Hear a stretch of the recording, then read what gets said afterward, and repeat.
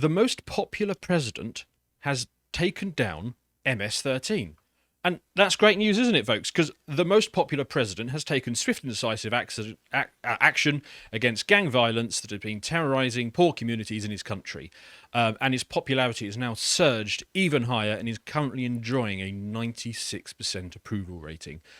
Before I get into that, let me quickly direct you to this. This is Epoch's episode 95, where Bew has a special guest on, which is me, and we look at historical financial bubbles, and we get into a bunch of them, but mainly we focus on the tulip one and the South Sea bubble. So that's a good fun episode, lots of great feedback on that. Right, so yes, who am I talking about? This most popular president. Well, it's not 96%. I must say, sounds really good. Yeah, that is. It is. Maybe Well, too good to be it's true. not Joe Biden, obviously. It is actually Bukele Yeah. from El Salvador. Now, this is the guy, and these are outside measured approval ratings, and he's always in the high 90s. Okay. I remind you that Joe Biden is around about 35% at the moment, his approval ratings, and the Tories in the UK could only wish that they could get as high as 35%. They're currently polling around the low 20s. So what is it that has made him so popular and upset so many of the Liberals? Well, here's a bit of video that we can play in the background while we talk about this. So Bukele has been making headlines and upsetting Liberals because he's in the process of getting really tough on gangs in his country, in particular MS-13 and the 18th Street gang. Now, El Salvador is a small Central American country. It's only got a population of 6.5 million, so it's not a big country, and it was considered until recently the homicide capital of the world, with an estimated 1 murder an hour only a few years ago. Now, to put that in comparison, because it is such a small country, that is like a city like New York having 33 murders a day. It was a huge amount of murders. Now, that largely stemmed from this rivalry between the MS-13 and the 18th Street gang. Now, funny story with those, they were actually originally two LA street gangs. Okay. They originated in Los Angeles, California in the 70s and 80s. And originally, these gangs were set up to protect Salvadorian immigrants from the other gangs that were already established in the area.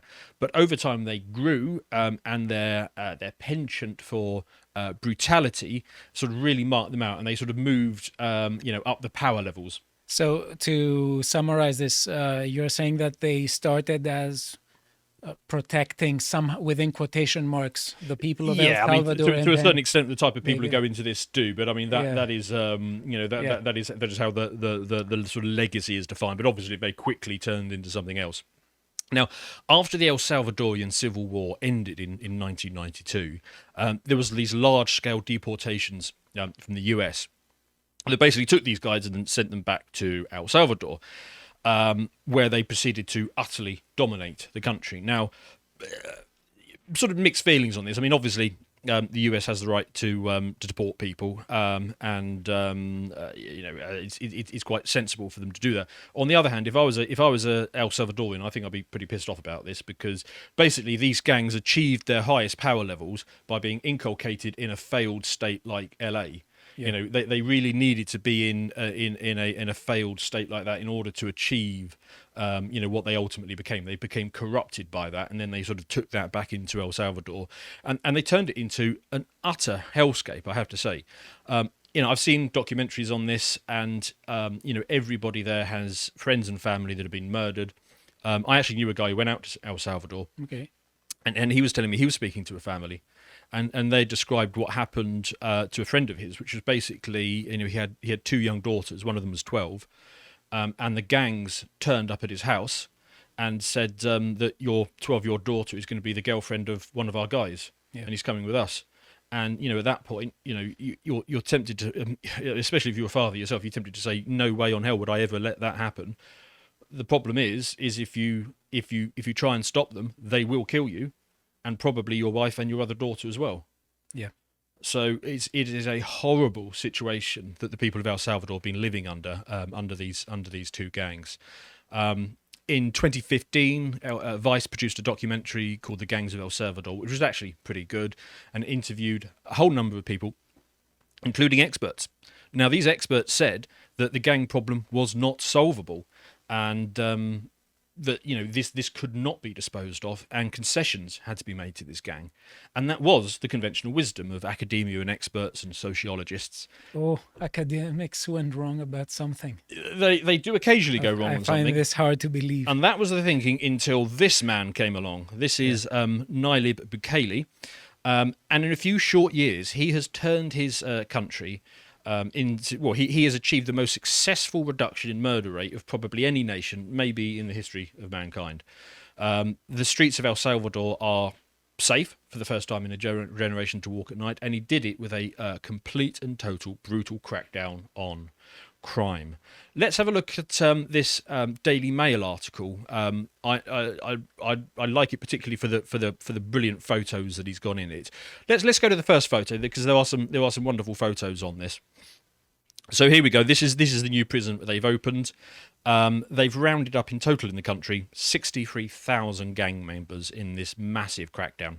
63,000. 63,000 is the total amount raided up. This is the new mega prison that they put together. Okay. Now, this one is going to hold 40,000 gang members. Now, Bukele has said this will be their new home. It will be where they live for decades, all mixed, unable to do any further harm to the population. This prison is made up of 8 buildings. Let's start to scroll down a bit so we can get some of the images from it. So this is the batch of the first 2,000 arriving in their new home. They've obviously been schooled into not giving any lip to the guards, so they're keeping their heads down as they go. Just pause on this one. I did get into it with some liberals on Twitter because, of course, they're saying, "Oh, what if innocent people are wrapped up in this?" I don't know how many innocent people cover themselves head to toe in gang tats, and when I pointed this out to someone, they said, "Oh, well, tattoos aren't illegal." It's like, oh, fuck.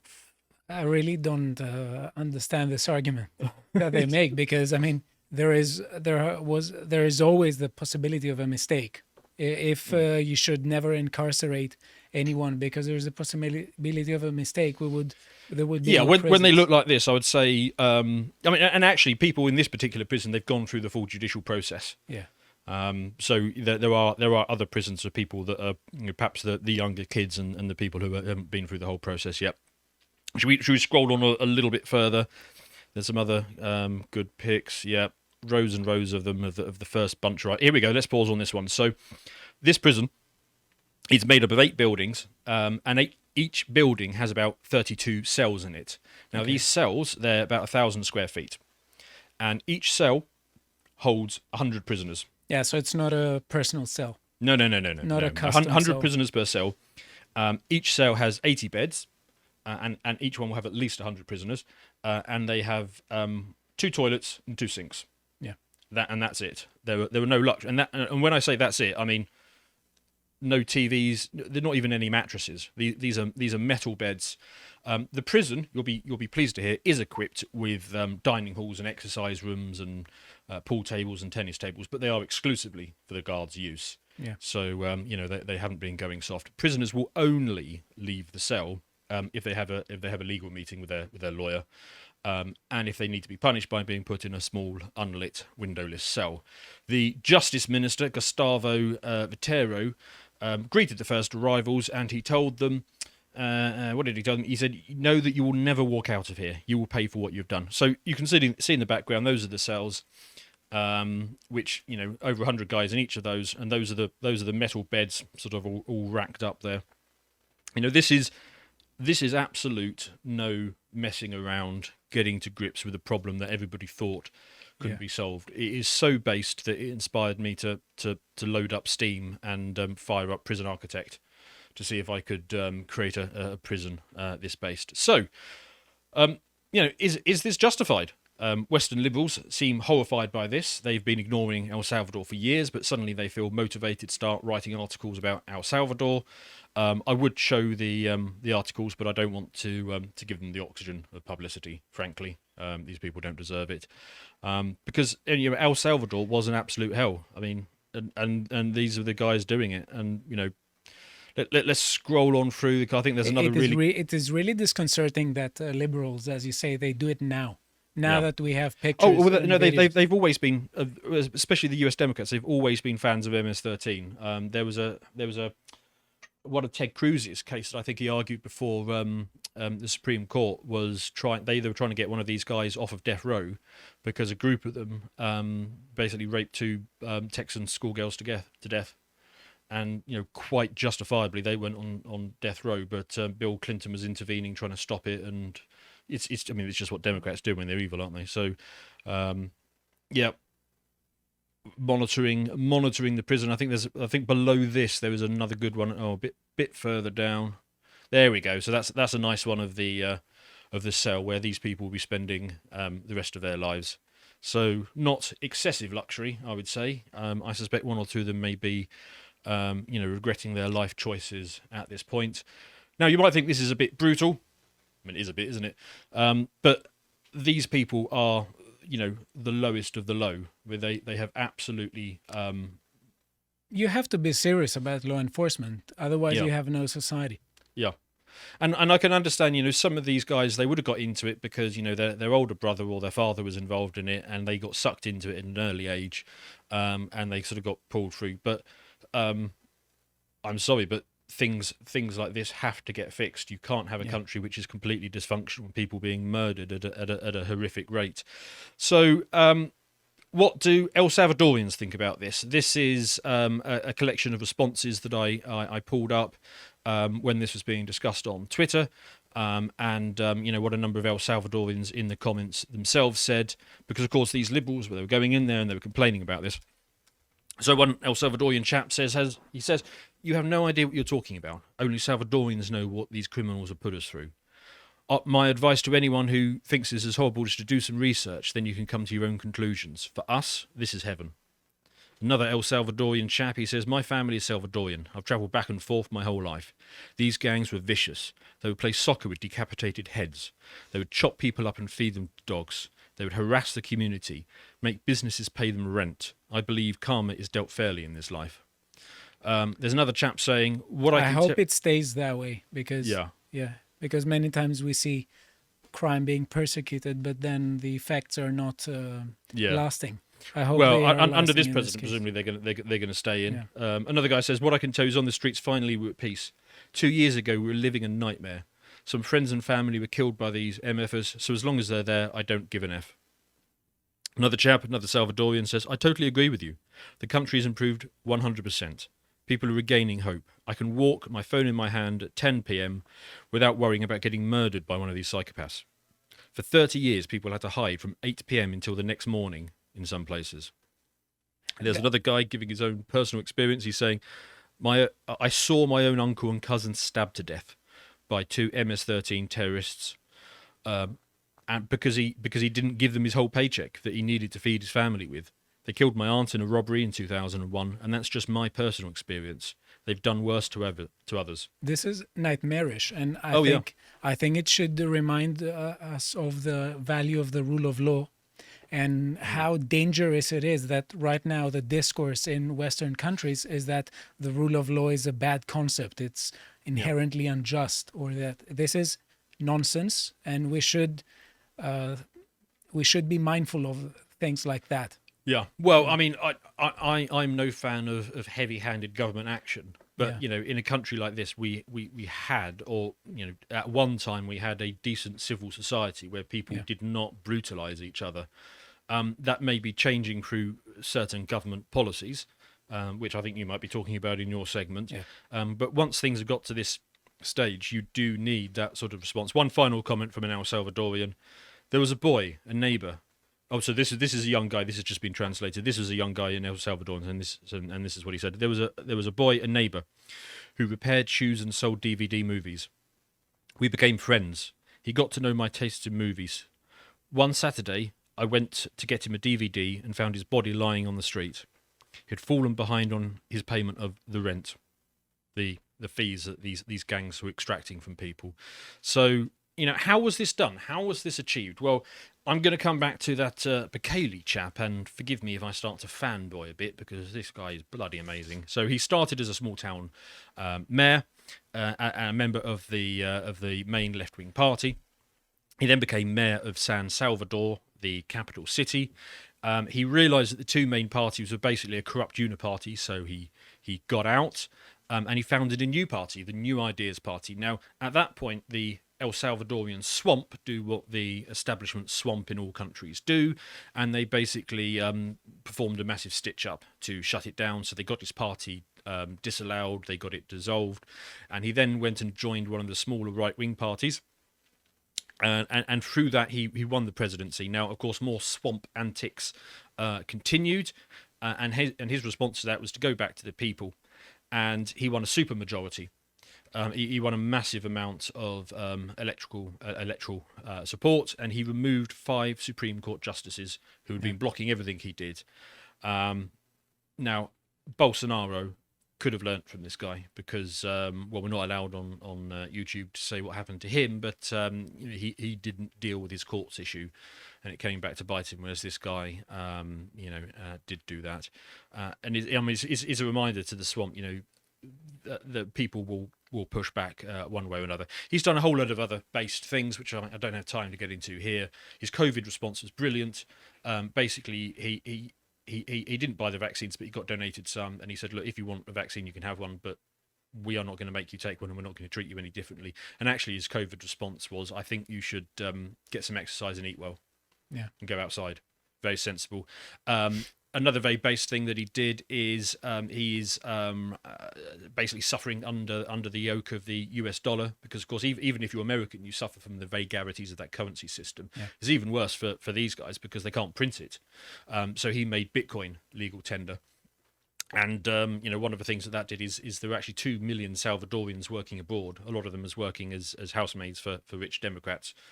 And they were having to send a lot of money back home to support their families, and Western Union were charging them about 10%. So by adopting a Bitcoin standard, those transfer fees are now dropped to 0. So it's like getting an extra month's paycheck that they get. And this guy, he is so based. I want to play you a short clip from an interview that he did with Tucker Carlson when he explains what a con GDP is. How is GDP fake? Oh, well, if we're two guys here and I say, hey, Tucker, I'll pay you $1,000 if you drink this glass of water, right? And you say, okay, sure. And you drink it, I pay you $1,000. And then you say, hey, I'll pay you $1,000 if you drink my glass of water. So I drink your glass of water and you pay me $1,000. So basically, nobody's any richer. I just got the same $1,000 I gave you in the first place. So we just drank 2 glasses of water. But according to GDP, you just increased GDP by $2,000 and you created 2 jobs. That's brilliant. I wish I'd thought of explaining it like that, so I'm definitely stealing that one. In that same interview, he goes on to explain how corrupt the Federal Reserve is. He explains that it's neither federal nor does it have reserves. And he touches on other topics like how nobody watches CNN and how mainstream media is a cult. So, I've got to say, I like the guy. El Salvador is fast improving. Its Bitcoin move has dramatically increased tourism, because a lot of Bitcoiners, I want to go out there myself, go out, and that's causing a lot of inward investment to come into the country. Okay. So ultimately, what this segment is all about is that no matter how bad your country gets, no matter how corrupt your political establishment, no matter how utterly decayed your society, it is possible in just a few years to turn this stuff around with the right guy in charge. Bolsonaro was meant to be this guy in Brazil, but he didn't confront the corrupt Supreme Court. And we know what happened to him as a result of that. Trump was supposed to be this guy in the US, but he tried to work within the system rather than bulldozing it down. And he got himself stymied and basically ended up treading water for those years. I think it's kind of sad that we have good politicians in really bad times, and that usually when we have people doing the right thing, they create a system that creates people who don't do the right thing, and that they just reap the benefits of that system. Yeah. We can't get solutions to the problems that we have within the establishment. It needs to be, at minimum, somebody who comes in sideways like this guy, which, like I said, Trump and Bolsonaro was supposed to be. But this guy's actually pulled it off because he recognised the problems that he was up against. Gangs, the destabilising effects of the US dollar, the uniparty in his own country, the corrupt Supreme Court. And you know what he had? Political will.